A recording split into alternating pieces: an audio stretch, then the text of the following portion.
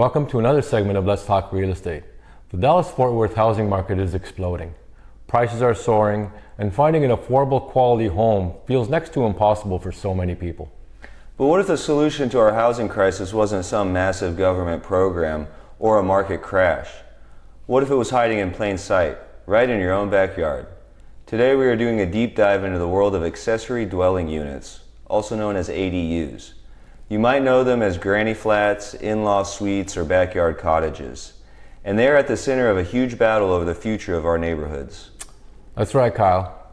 And before we get into the weeds, our analysis shows that there are three things that you absolutely need to know up front. My name is Mark Maris, and along with my business partner Kyle Craig, we are the co-founders of Paragon Realty Advisors located in Uptown Dallas. So Kyle, let's lay them out. You got it, Mark. First, when it comes to ADUs, Dallas and Fort Worth are two completely different worlds. What's possible and straightforward in Fort Worth is a political and bureaucratic nightmare in Dallas. Your city's rulebook is everything.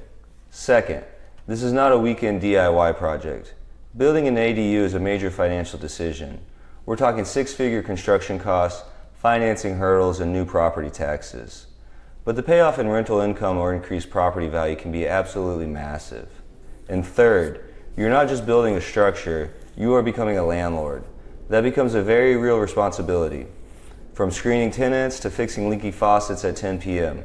Stick with us and we'll break down exactly what you need to know to navigate this complex but potentially profitable world. It's funny, people talk about ADUs like they're some radical new idea, but in reality they are a deep-rooted American tradition. Picture the historic neighborhoods in East Dallas or near TCU. For centuries, it was totally normal to have a second small home on your property. Think of the classic carriage house above a garage, originally for staff, or a small back house for extended family. It was just how we built communities. Then the suburbs happened. After World War II, a new type of zoning swept the country with one rigid rule: one house per lot. ADUs were basically banned overnight to protect this new suburban ideal. So why are they back? It's a perfect storm. We have a massive housing crisis, an aging population that needs to age in place near family, and the desire for more sustainable cities that don't just sprawl outwards forever. ADUs help to solve all of these problems. But as we're about to see, not every city is rolling out the welcome mat. Mark, let's break down that tale of two cities. Thanks, Kyle. That is a perfect setup. Because the difference for homeowners is truly night and day. Imagine two friends, both living in North Texas. One is in Dallas and the other is in Fort Worth. They both decide they want to build a small backyard home for their aging parents. Their experiences will be radically different. Let's start with our friend in Dallas, who is about to enter what we call the gauntlet. In our experience, Dallas has one of the most complex and restrictive ADU processes in the country. You can't just get a permit following a clear set of rules. This is what we call not by right. Instead, you have to go down one of two incredibly difficult paths. Path one is to go before the Board of Adjustment. This is like a trial for your project. You have to stand up and plead your case. Trying to prove your little backyard cottage won't adversely affect your neighbors. It's completely subjective, it's uncertain, and your neighbors can show up and fight you every step of the way. Path two is even harder, the neighborhood overlay. This isn't a building project, it's a full-blown political campaign. You have to get over 50% of the property owners in your entire neighborhood to sign a petition just to create a zone where ADUs are allowed. It's a monumental effort. Our research calls this performative zoning. It allows the city to say that they permit ADUs, but the process is so difficult that it ensures almost none actually get built. The system is designed to prioritize neighborhood preservation above all else. Now, let's drive 30 miles west to our friend in Fort Worth. It's a completely different story. Fort Worth's system is built for growth. There's no political hearing. There's no pleading your case before a board. Here it's an administrative process. Think of it like following a recipe. If your plan meets the city code for size, height, and setback, you get your permit. It's predictable. It's transparent. You know the rules of the game from the start. This reflects a city that has decided to embrace ADUs as a key tool to manage its incredible growth and address the housing shortage head on. So let's say you navigate the process and can actually build one. Is it worth it? This is where the great debate really begins. Kyle? Absolutely, Mark. And this is the part homeowners really need to weigh carefully. On the pro side, the economic upside is huge. Our analysis of the market shows a quality ADU can generate over $2,000 a month in rental income here in DFW. Plus, some studies show it can boost your total property value by as much as 35%. That's a game changer. But the biggest con is the upfront cost. This isn't cheap. You're looking at $150,000 to $300,000 to build new. Here's the tricky part. The cost per square foot is often much higher than a normal house. Why? Because you're not getting economies of scale. Your small ADU still needs the most expensive components, a full kitchen and a full bathroom, and those fixed costs are spread over a much smaller area. Another huge pro is the social benefit. ADUs are perfect for multi-generational living. You can keep your aging parents close but independent, or give your adult kids a more affordable place to live while they save money. The counter argument, and the one you'll hear most from opponents, is the fear of changing the neighborhood's character. Neighbors worry about parking, traffic, and a loss of privacy. This is the emotional core of the political opposition. A final pro for the city is that this is a gentle density. You add housing without sprawl, using existing roads and utilities. It's a very sustainable way to grow. The con? The loss of green space. Every ADU built can mean one less mature tree, more concrete for parking, and more potential for stormwater runoff.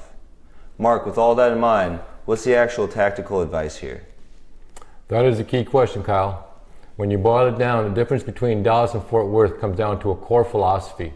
Is the goal to preserve the past or to build for the future? And that philosophy directly impacts your strategy. So here's our tactical advice. If you live in Dallas, your first step isn't hiring an architect, it's gauging the political climate on your street. Go talk to your neighbors. Seriously. Have coffee with them. Explain what you're thinking.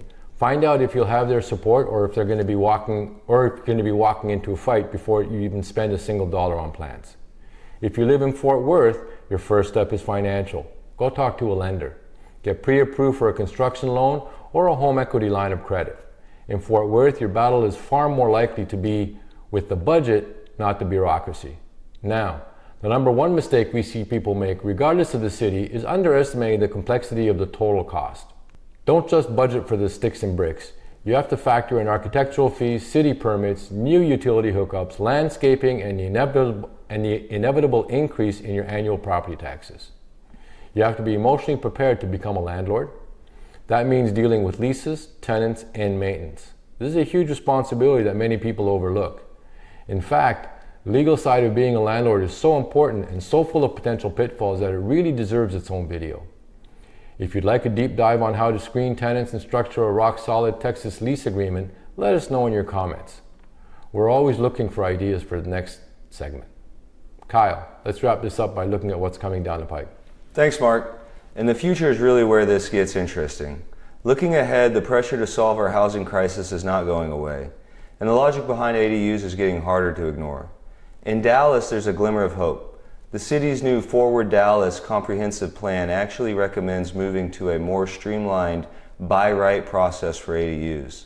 It's a clear admission from the city's own experts that the current system isn't working. And technology is changing the game too.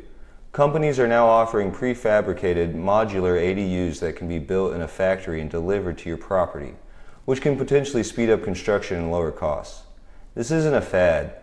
Our analysis shows that this is a fundamental shift in how we think about the American single-family lot. So after all this analysis, what is the single most important takeaway? Accessory dwelling units are more than just a building project. They are a frontline issue in the battle over our future and our neighborhoods. The success of your project will depend less on the size of your backyard and more on your zip code and the specific rules that govern it. Do your homework, know your city's ordinances inside and out. It's the difference between a successful investment and a costly, frustrating failure.